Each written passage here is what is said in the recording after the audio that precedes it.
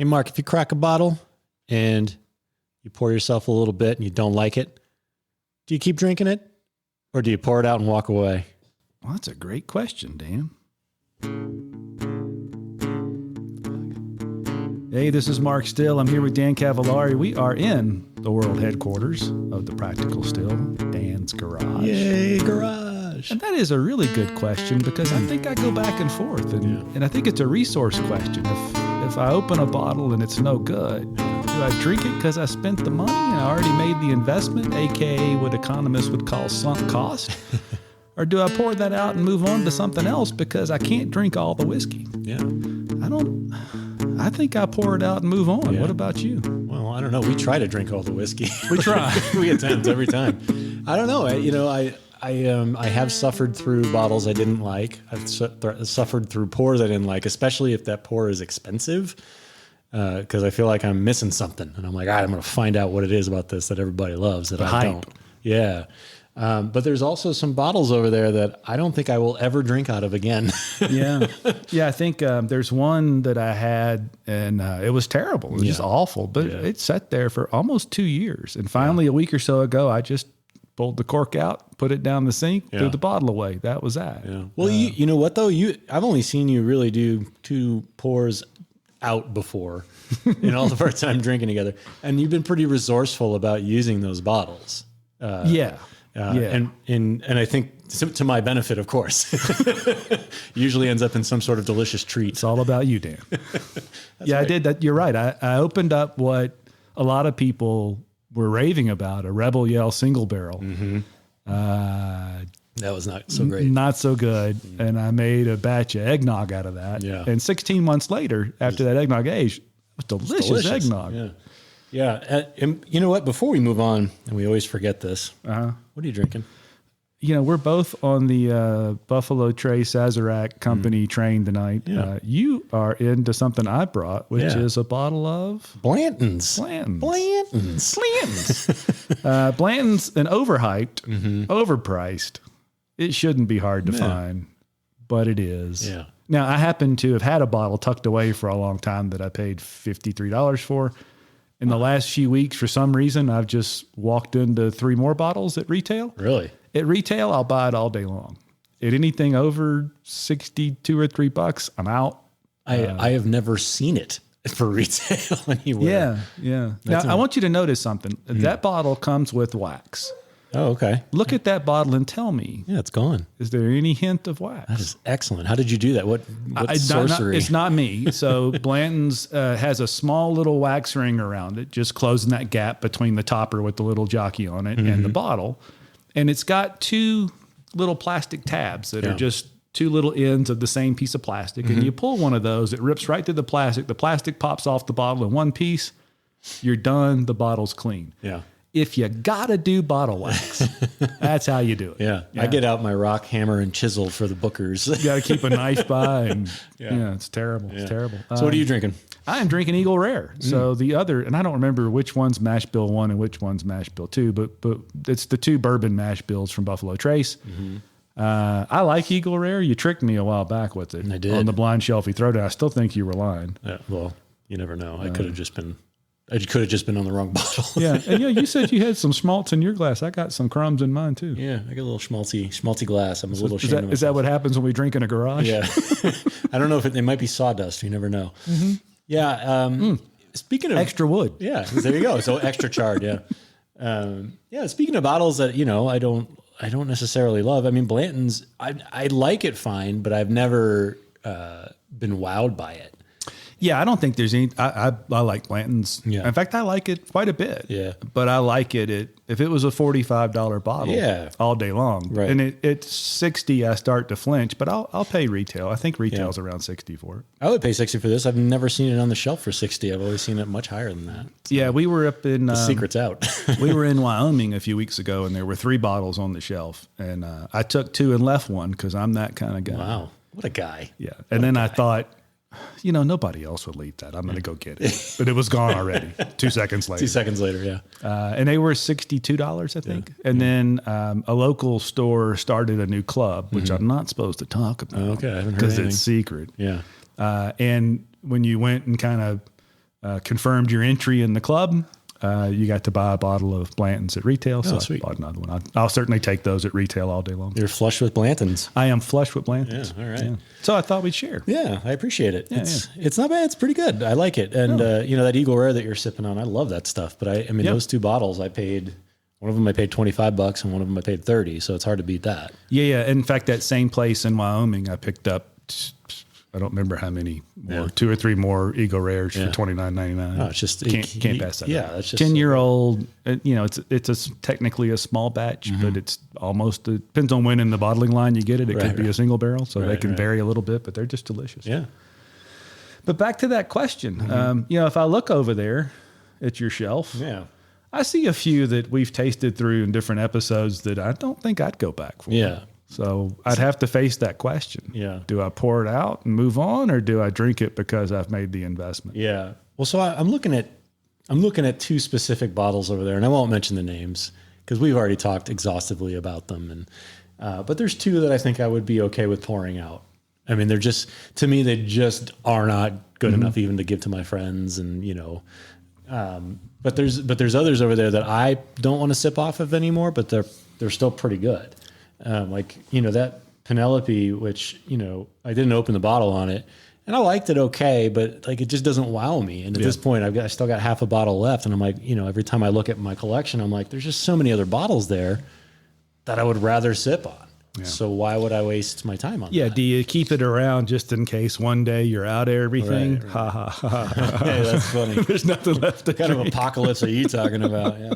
Yeah. It's maybe a global pandemic and there's nothing left to drink. Right. Yeah. I don't know, man. It's tough. And that's one of those resource things that I think it's important to talk about. I have a friend named John, and we used to talk about that all the time because John would refuse to stop using anything until it was done, even if he hated it. Yeah.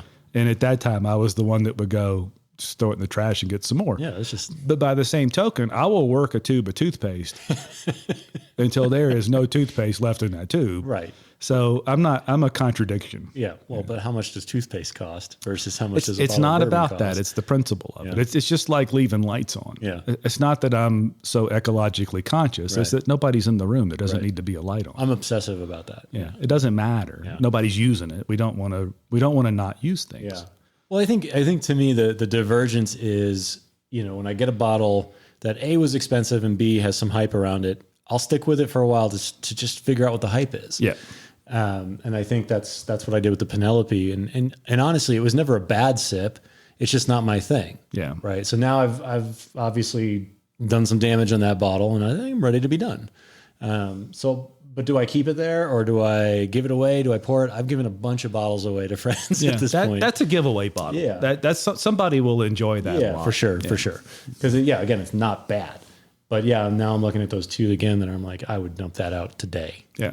So that's the bottle though. You buy the bottle, you've got the large bottle size investment. What about that evening where it's time for a pour? You choose something and in the glass, maybe it's something you often enjoy, but for whatever reason, it just doesn't meld with what you ate earlier. Yeah. Now you got 2 ounces of whiskey in the glass. Do you keep marching on that one? You can't put it back. You've already sipped off of it. Right. Do you keep marching or do you change? Because it's the evening. You've only got that one pour you're going to have. Right. Can you? That's funny too. Sometimes. Okay. Maybe it's the last one. Whatever. You have a finite number of pour. You can't drink all the whiskey in an evening. Right. What do? Do you dump that and try something better? Usually I'll stick it out, but I did have a night probably 2 or 3 weeks ago where I went all Rockefeller. I poured out 2 separate glasses, and it was not cheap stuff, but it just was not hitting me right, whatever it was. So I poured those out and just found the thing I was looking for. Yeah. But I honestly don't do that. I don't. That was the guard dog. That's Watts he takes offense with Dan pouring whiskey. Yeah. I've angered Watts. I don't think I've ever done that before. I've poured out, maybe like half an ounce where I'm like, okay, I'm just over this. But I don't think I've ever pulled out or poured out a full glass, let alone twice in one night. So that was a unique experience, I'll say. Cause I am more budget conscious than that. And if I've got something in my glass that, it cost me a fair bit of money, I'll stick it out at least for the evening. Yeah. I don't know, man. I get torn because again, that's a pretty finite amount of time. Mm-hmm. I'm going to pour this whiskey. I can't do that 4 or 5 times a night. I gotta enjoy it while I can. And if you don't like it, now I have decided I didn't like the way it was hitting me. Get up, add a big ice cube, some sugar, some bitters, make me an old fashioned out of it. Pour a little vermouth over the top. Yeah. The quick old fashioned Manhattan. Yeah. I've done that quite a few times, but I haven't often poured them out, but I think I would. I mean, I don't want to not enjoy that pour because that's a resource that I can't afford to burn. There's been times where I've poured myself a glass of scotch and been like, whoops, that was not what I needed tonight. Yeah. I should have been in Kentucky tonight, but I'll still drink it because, I still enjoy scotch. But what about your sample bottle thing? Because you're famous for just pouring stuff in sample bottles and saving it. Have you ever done that? That's an excellent idea. I should have done that. Because there are options rather than pouring it out. God, that's a great. I know this shouldn't be mind blowing, but that's actually kind of mind blowing. I mean, I got all these sample bottles. Well, there's a good tip for everybody. Then. So if you do pour something and you got a nice fat pour and you think it's going to be the thing, and just for whatever reason it isn't tonight, but it's still good. Right. Don't put it back in the bottle. You already sipped on it, but certainly pull out a sample bottle and label it. Because you and I do this. I texted you this week because I went home last time we recorded with 2 sample bottles. Yeah. No idea what was in them. I did warn you. I told you I couldn't label it for you, but you were stubborn. I don't remember that.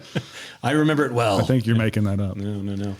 Here's one. So, do you ever agonize over what to pour? Oh, yeah. Yeah. I do too. I will agonize over what to pour. And again, I think that's because I know I can't pour everything in a night. Right. Now, I will phone a friend. Yeah. Often I know Melissa's sitting on the other side of the room and I'll go, hey, you feel like any of this? And she goes, that sounds good. Like, all right, well, I got backup, somebody to help if it's not the thing. That helps. Yeah. Yeah. Well, I had encouragement this week because my wife opened up the Lagavulin. Nice. Yeah, the Lagavulin 16. But I thought she wasn't really into peat. She's not, but that Lagavulin, that's special, man. That 16 year is just phenomenal. And so she opened that up and I was a scotch drinker all week. Yeah. So, what other resource constraints come about with that kind of thing? So you got the bottle investment and the sunk cost discussion, and do you put up with it because you've got the sunk cost? And I say you don't. I say you move on. Right. And then there's the more focused. I poured something. It ain't what I want to drink tonight. Mm-hmm. What other little resource issues are in there? This is more bottle oriented than pour oriented, but I get stressed out when I have too many bottles that I don't like. Like I just want to hide them or something, and I feel bad. Like I don't want to just pour them out. So I will give bottles away, but sometimes I just want to finish something. Mm-hmm. Like the McKenna. We've talked about my feelings toward McKenna. It's okay. I don't like paying what it's worth now. And it just doesn't bowl me over, but I'm going to finish that damn bottle. Yeah. No way, no how it's going to not get finished. Exactly. So that's one that I'll be stubborn. And the same with the Nectars, which, again, a good bottle that it's not quite my flavor profile. I'm going to finish that damn bottle. Yeah. So, part of it is we've gone down this rabbit hole of buying bottles and opening bottles, and I don't want to see them sitting there forever, not being enjoyed. Yeah. And pandemic life has changed that, right? So, because I can't just have 10 people over and say, hey, let's kill this bottle. And so they sit there a lot longer. So, there is that sort of, I feel it's almost like a responsibility to finish what I've started. Yeah, and I get like that too. Like right now, I've got too many open bottles, and I don't know what too many is, or right. I don't think that's a real number. No. It's a thing in my head. But there's a lot of open bottles. But that's another question that's interesting. What's the limit? I mean, because that's one of those constraints too. Is we can't buy all the bottles. Yeah, right.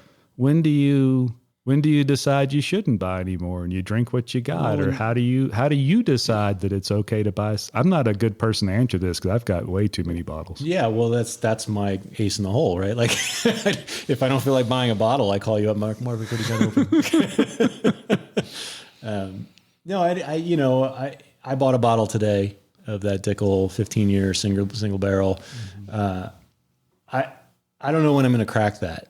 I have no idea, but it's staring at me, and like I got to try it, but I don't want to open it for the same reason that George T. Stagg is still sitting there unopened is, once that bottle's open, I know you've got yours. I know today's a good day, isn't it? The George T. Stagg might happen today. Mark just put his on the table here. I'm going to ask people that heard it, because I know I heard in a recorded setting, you say the next time we all get together, it's getting open. And I went, great, I'll bring mine. We'll polish mine off. We'll taste the 2019 to 2020 back to back. Today's the day then. Let's do it. Oh, and also we have the Stagg Junior. Yeah. I saw a bottle of that go for $160 recently. Get out of here. And then this is off topic, but there's now a single barrel program to go pick a barrel of Stagg Junior. And they're starting off with some charity things, and because of that local group, they're doing it. I didn't participate. Right. The first of those have drifted into the secondary market at $1,750. Get out of here. Ridiculous. I recently was fortunate enough to take a sip of Pappy. Was it the 15? It was fantastic. Fantastic. One of the best whiskeys I've ever put in my mouth. I will never pay $1,000, $1,500, whatever they're asking for it. I don't even think I would pay $500 for it. I will, as soon as we win the lottery. Yeah, well, okay. Now you're changing the parameters here. That's not fair. That's moving the goalposts. Oh, I got to tell you this too. Yeah. So one of my lottery dreams when my wife wins the lottery is I get to open a bike shop, coffee shop, whiskey bar, and just bleed money. It's not actually open to the public. It's just for us, our friends, right? And we don't sell anything. We might give some bikes away occasionally or share some whiskey. Yeah. But we don't give anything away. And I was telling that to a friend at work. Yeah. And he goes, "Isn't that kind of just Dan's garage?" Yeah. Oh, yeah. It really is. Yeah. Yeah. That's basically. Never mind then. We've got that already. Yeah. It's like that scene in the Field of Dreams where the ghost asks, "Is this heaven?" Yeah. He says, "No, it's Iowa." "No, this is Dan's garage." This is Dan's garage. It's close to heaven as you're going to get right now. Yeah. All right. So let's see. We got a little off track there. Well, I need you to talk for a second because I'm going to pour myself something else. Okay. Well, I'm staring at some Stagg. I got to tell you, though, the other night, Melissa and I poured a little bit of that. It was disappointing. Yeah, you mentioned. I don't know, maybe if it's just been open too long now. Something's gone on awry. Right. I'm interested to taste it again. Well, we did a little bell curve with this bottle because when I first tasted it, I was like, it's okay. Yeah. And then I tasted it again and it was fantastic. In the middle, it was amazing. Yeah. And I'll tell you this, it's a perfect example of what we were just talking about because I had that poured. Yeah. It didn't hit us right. Yeah. We drank it. You're drinking every last drop of that. We did. We did. That begs the question. It's like allocated bottles. Do you pour it if it's not hitting you right? I like to try and treat everything equal, right? Because I don't chase, I don't hunt anymore. Right. I only briefly did. Yeah. I stumbled into this bottle. Yeah, I didn't hunt that. I don't know how you do that. I've never stumbled into anything. Well, you have a bottle too, and that's true. That was hard work, though. I spent a lot of money. I think it was fixed. You're a good customer. It's fair point. I do spend a lot of money there. But I try and treat them all the same. Mm-hmm. I don't want to end up with whiskey on a pedestal that I don't want to drink. Sure. And so that's why, I waited until we were getting back together as groups to open up that Wild Turkey Cornerstone Rye, only because I want to share that. Sure. Well, please, by all means. But I don't want it to be. Yeah. It doesn't, you don't want it to become a decoration, really. No, I don't want it to be something on a pedestal that we can't drink. I don't want it. I don't want to get there. And I think if you pick a level and you stop there, then everything above that becomes that way. This is just a beautiful bottle. It is a beautiful bottle. It has at least $47 worth of packaging associated with it. But it's gorgeous. And I'm a fan of the Master's Keep stuff. It gets dinged on a bit just because they haven't been mind-blowing releases to some people. God, that cork is... Yeah, the topper's amazing. Yeah. It's metal and copper and... Is that an appropriate pour or is this a Dan pour? I can't tell anymore. That's pretty short for a Dan pour. All right, we're gonna go with that. There's plenty of whiskey in there. Yeah, that's so that is the oldest rye released by Wild Turkey. Jimmy Russell is not a rye fan. Bruce Russell, his grandson, is quite the rye fan, and supposedly he went to Eddie, his dad, and said, we got to do more rye. Yeah. Eddie pulled these barrels out, set them aside. It's age stated at 9 years old, but there's some 10 and 11-year-old barrels in there. 109 proof, non-chill filtered. That's a really delicate nose. I mean, not like it doesn't get lost, but it's really nice. I think it's one that's going to reward sitting with it in a quiet setting, and it's going to be rewarded with a little bit of air on it as well. Oh, that's good. Isn't it? That's real good. Yeah, and I've been into the Russell's Reserve Rye, and it's delicious. But this is a special bottle to me. That's fantastic. There's nothing wrong with this at all, and I mean that like not in like a faint, damning with faint praise. Like they did everything right. That's really good. And that finish, wow, goes on for days. Yeah. So before we came, the bottle's open. Yeah. So I have that thing about I need the content, so I had to do the video for that. I took one sip of that, probably set for 3 or 4 minutes. Could not believe how long that finish. Yeah, was. it's still going. Yeah, that's really phenomenal. That's a glass I would finish. I don't think you'll have to face the question with that one. Yeah. Oh, this isn't good. Yeah. No, do I drink this or do I not? This one's making it easy on me. I think it'll be fine. Yeah, that was really good. Well, that's interesting. So I think we have different ways to look at the resource thing because there's budgets in the terms of money, and then there's budgets in the terms of your time and your enjoyment and what you can afford to do and enjoy. And your enjoyment budget is the most important budget when it comes to whiskey. Sure, yeah, and we've talked about this before. I mean, a bottle can taste different when you're drinking it with a friend than when you're drinking it by yourself. So absolutely. If for that reason alone, it's worth at least keeping the bottle around until you have a friend to drink it with, and they can confirm, oh yeah, this is nasty. You should pour this out. Or they might go, this is the best thing I've ever tasted. Let me gift this to you. Yeah, well, and I've had that happen quite a lot. Like there was a bottle of Pinhook that I was pretty, I was shrug-worthy about it. It was okay, but I didn't love it. But then somebody happened to be over here and they're like, oh my gosh, that Pinhook is so amazing. I was like, well, that's your lucky day. You know what? I think so much of you. I want you to have this bottle. And that's the thing. There aren't any absolutes when it comes to whiskey. Yeah. And so some people are going to love something that you don't and vice versa. Yeah. There was one day where I think I took it a little too far. One of your coworkers was over for a whiskey night about 2 years ago, and I like chased him down the street with a bottle saying, take this. No, you shouldn't have brought that up. Because that was Basil Hayden. Yeah. And you hated. I did. And that's the high rye version or mash bill for Jim Beam. I know. And I need to revisit it. And now you've I think you need to revisit the flavors. Yeah. Yeah. But it's a tough one because it's an expensive bottle to be 80 proof. We have some. Yeah. Yeah. I have some it's downstairs. Tough. Yeah. But now Old Granddad, bottled and bond at 100 or Old Granddad 114.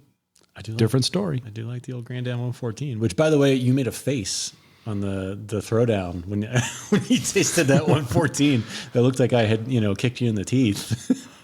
I don't remember that. But then you liked it, so I don't know. I like Old Granddad. Always have. Yeah. Go back and run the tape.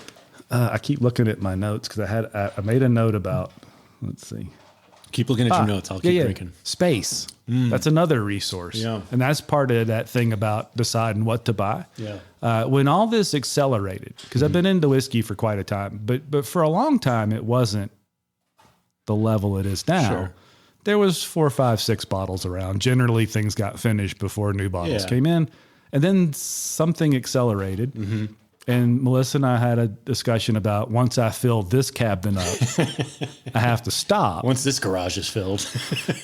Well, that cabinet's been full. Yeah. The top of it's got bottles all over it. The shelves above it have bottles. The cabinet, the buffet in the back's got bottles. The other things, there's bottles everywhere. Yeah, yeah. Is that a consideration for you? Yeah. Well, and it should be mentioned that as extensive as our collections are at the moment, they're pretty diminutive compared to what I've seen some people do. Sure. Yeah. And I don't call mine a collection. No. I simply have bottles I will at some point open up. Yeah. That's not a collection. These are all for drinking, like I said. But, also I do have what counts as basically a shrine in my garage to whiskey. Yes. A shrine, a set. Yeah. And it is a set. It's for recording the videos, which I owe many of. But then it's a shrine. Yes, it is. It is now. Shrines don't have videos. Yeah. Sets do. Sets do. Okay. Well, then I better make this a set real quick, or this is going to get weird. But I do have the barrel downstairs that I made into a whiskey shelf, and that got pretty full. And I remember when one of the first times you came over to my house, we had every bottle we had on our very nice bookshelf in our living room. There was maybe 4 of them total. And I felt bad about having that much whiskey. And you looked at it and said, that's cute, you know, and that's adorable. Yeah. But now I've got a barrel and I've got this shelf, and I do feel odd about it sometimes, especially when the barrel gets really full of bottles. I'm like, okay, well, I can't buy any more bottles. I have to kill something before I can get something else.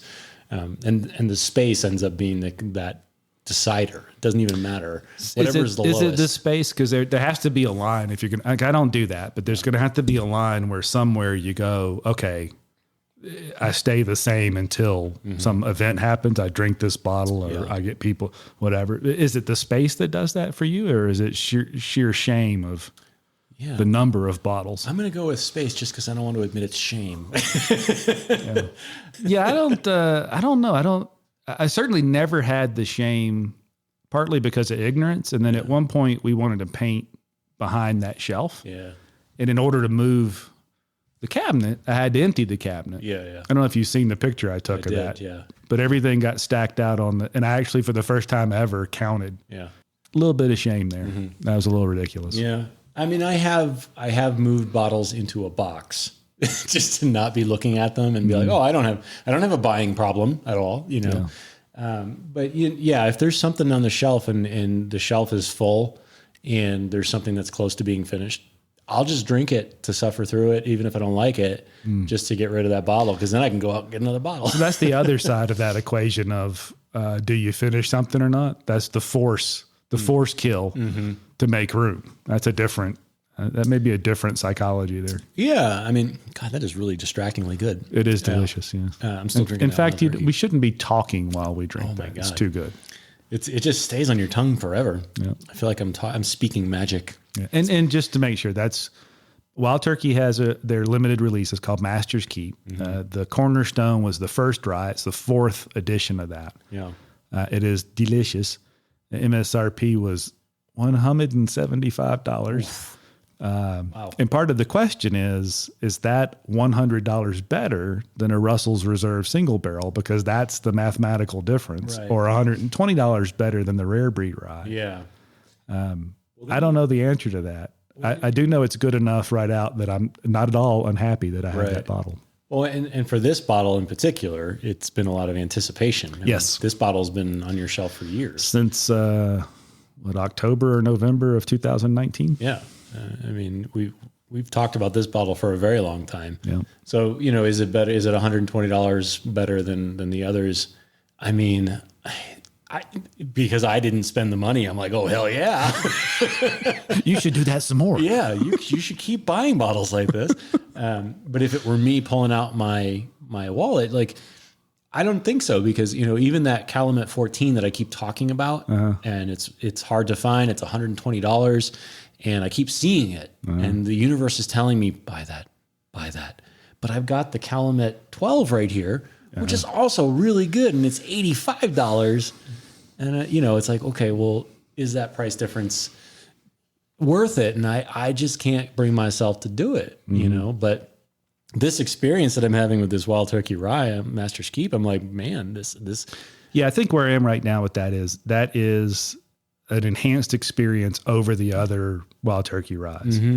I don't think I care about the exact math of, is it enough better? Right. It's better. And I'm glad I have it. In Wild Turkey, these Master's Keep things, they don't ever triple or quadruple in value. Yeah. I'm super happy with it. I think it'll open up. A lot of Wild Turkey whiskeys do open up over time. It's delicious. It really is. And, I'm going to say it's excellent because it is really something special. So $175, I probably wouldn't plunk the cash down, but $120, that's kind of on my limit personally of budget. I would buy that. Excuse, what was limits of budgets? How's that work? Yeah. Well, see, I'm freelance now, so. All right. Well, resources. I'm interested if other people think about these things. Do other people have these conundrums in their head and their mind, or do you have enough money or a little bit of care that you just keep plowing through it? So let us know. Yeah. Hit the ask button on thepracticalstill.com. Tell us what you think. Don't forget, we do those videos, even if you don't see Dan very often. But on Tuesdays and Fridays, opening the bottles, back to the bottles, the blind shelfie throwdown, which I still have a very slim, I believe, a 1-point lead. Yeah, it's real slim. It's anybody's game in a game that has no particular end or no real rules to speak of. So, the best kind of game. It's the best kind of game. But it is fun. It is fun because we always talk about budgets and dollars and what bottles cost, but that's not the only consideration. There's space considerations, and if you poured something and didn't like it, what do you do with it? So let us know. We'd love to know what you guys think of that. Absolutely. Yeah. Dan, I think we got more whiskey to drink. I agree. So let's sign this off. Anything else? I'm going to finish this because it's delicious. I'm going to get some too. All right. Cheers, everybody. Cheers.